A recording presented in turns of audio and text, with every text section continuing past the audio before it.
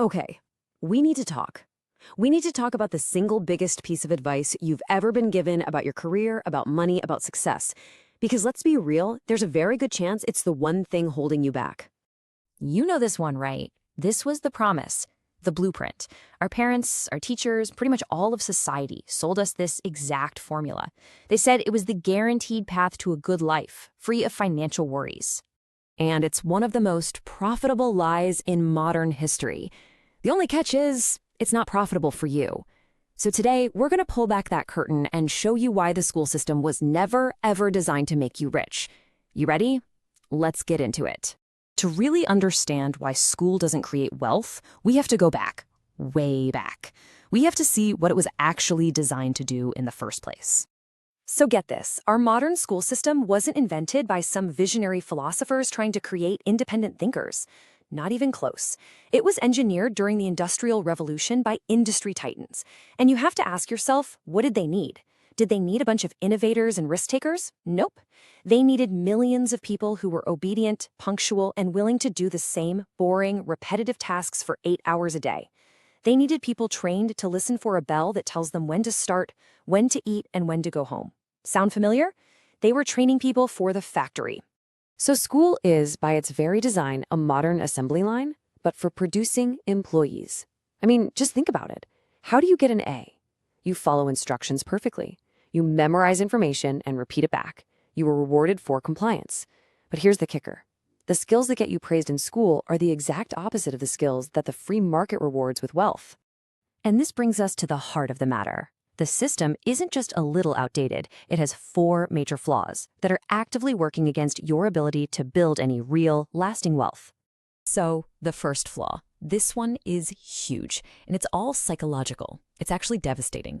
In school, what happens when you make a mistake? It's a sin, right? You fail a test, you get a big red F. You're punished. You're made to feel like you're not smart enough. But in the real world of building a business or investing, failure isn't the opposite of success. It's a stepping stone to success. Every single great entrepreneur has lost money. They've had failed ideas. They use failure as feedback, as data. School literally programs you to fear being wrong, which trains you to avoid taking risks. And let me tell you, without taking calculated risks, there is no wealth, period. All right, let's get into the second flaw. This one is just simple, raw economics.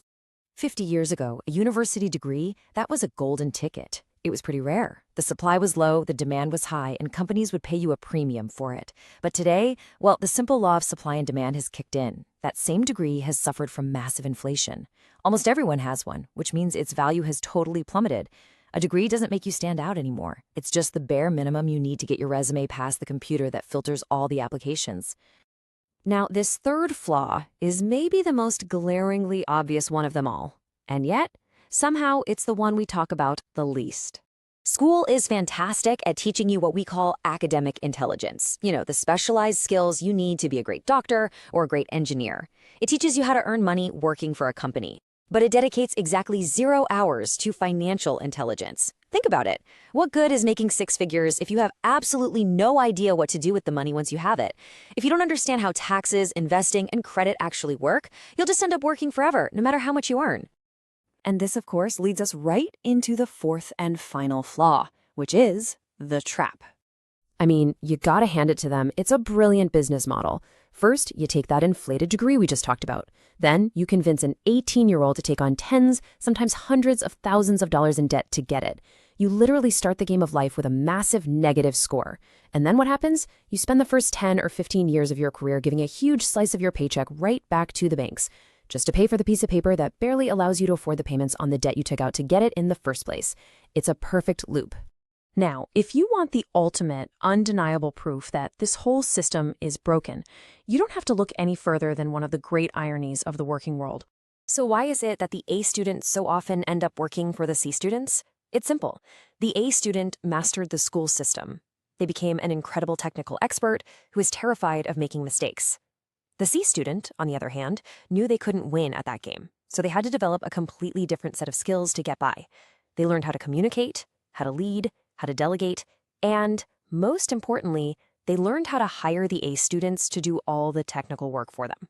Wealth isn't made by the person doing the work. It's made by the person who can organize all the people doing the work. And it's no accident that so many of the people who built our modern world, people like Jobs, Gates, and Zuckerberg, all walked away from formal education. But let's be super clear here. They didn't become rich because they dropped out. They became rich because they realized that school was actually slowing them down. It was getting in the way of them solving real-world problems. And the market doesn't pay you for your grades. It pays you for solving its problems. Okay, so we've spent all this time tearing the system down. So what's the solution? Where do you find the education that actually matters? The very first thing you have to do is change your mindset. That degree is not your ticket to success. It's just the entry ticket to the game. Your real education, the one that can actually make you financially free, starts the moment you leave school for good. If you're serious about this, you need to become absolutely obsessed with learning the things school skipped. Number 1, sales and persuasion. Whether you like it or not, everything in life is a sale. Number 2, pure financial education. You have to learn the language of money, assets, liabilities, inflation, taxes. And number 3, complex problem solving. This means connecting ideas from different fields to solve huge problems. The bigger the problem you can solve, the bigger your reward will be. And all of this leads to one final powerful idea. It's time to stop worrying about the old report card they gave you. In school, they measured you with this thing, a report card. But what is it really? It's just a measurement of your ability to memorize facts and obey the rules. You get an A, and for a moment you think you've won. But in the adult world, your bank doesn't ask for your GPA. The only report card that actually matters is your financial statement, your assets, your liabilities, your cash flow. This is the document that measures your real-world success, your level of freedom. So the question is simple. Which report card are you going to focus on from now on? Are you going to be happy with a diploma on the wall? Or are you ready to start learning the rules to the real game of money? If this was a wake-up call for you, then make sure you subscribe, because in our next explainer, we're going to reveal how governments literally create money from thin air and how that system is silently destroying your savings. You really don't want to miss it.